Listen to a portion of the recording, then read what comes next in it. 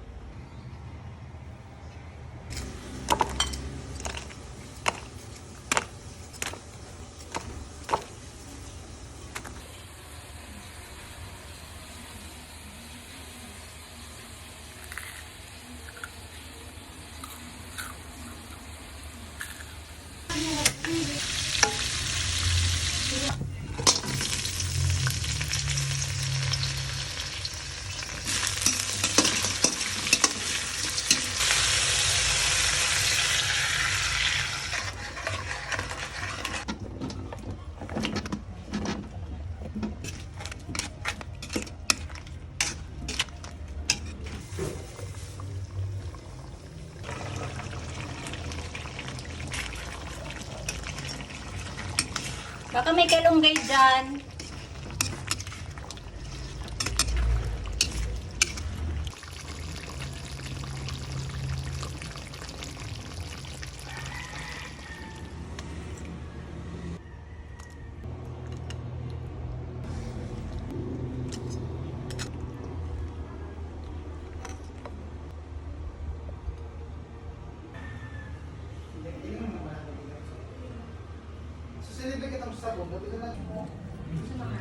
This is the kakaibang chicken.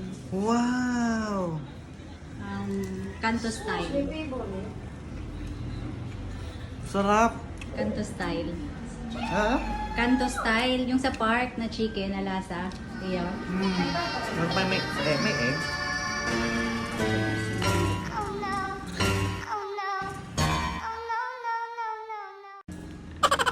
May God, may dugo. May dugo. Hindi, manan. Meron pa may egg? Tapos na may egg. May God, may dugo. Basta may dugo. Hindi, manan. Lutuan. Ganun talaga panahog si Diyan na may dugo. Lukok mo lang. Tapos ito na. This is your favorite. Dapat nagluto ka din. Manta. Wow! My My favorite! Taste test! Kamu sa kangkaon.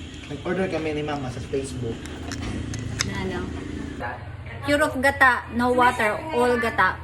Ang ingay nila.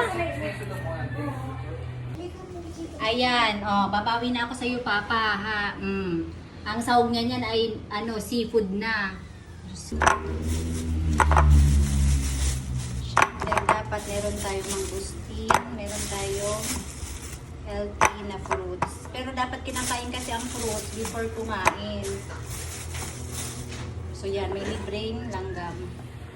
Guys, kung gusto nyo bumili ng mangustin at gusto nyo makasigurado na hindi siya bulok, ang bibili nyo dapat ipipress nyo siya. Dapat pag na-press nyo siya, hindi yan bulok, yan na hinog na. Yan. Ito. O, diba?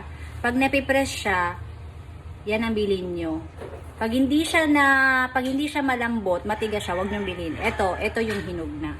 Tapos, ayan o, ang galing no, amazing itong mangustin. Kasi, kung ilan yung nandyan, 1, 2, 3, 4, 5. Ilan yan? 1, 2, 3, 4, 5. Ibig sabihin, ang laman na buto nito, 5 din.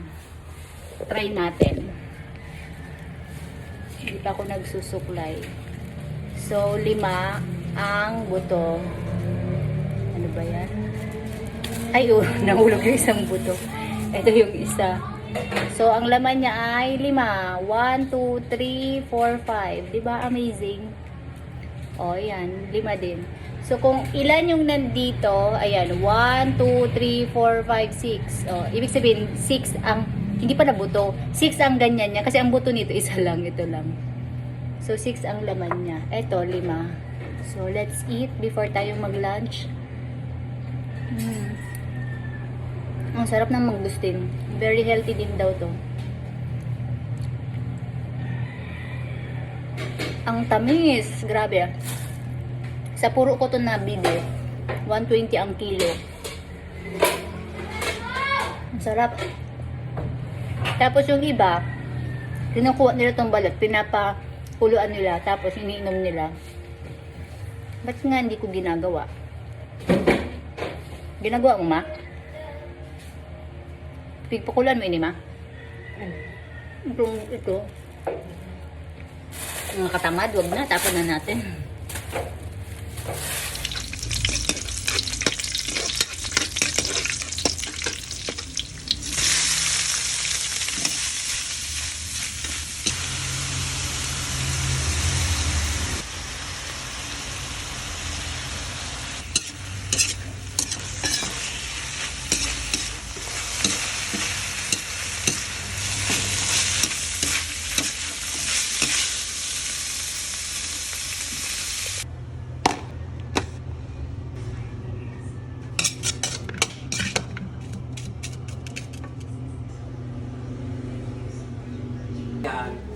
Ritason mo duman sa garo mga kali-kali.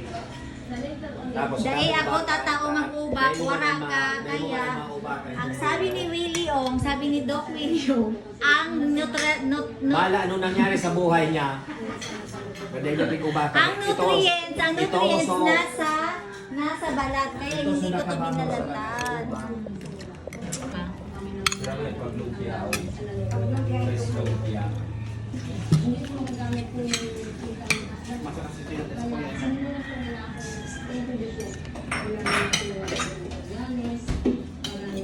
Hindi pa pero may mga ano. 1, 2, 3, funky.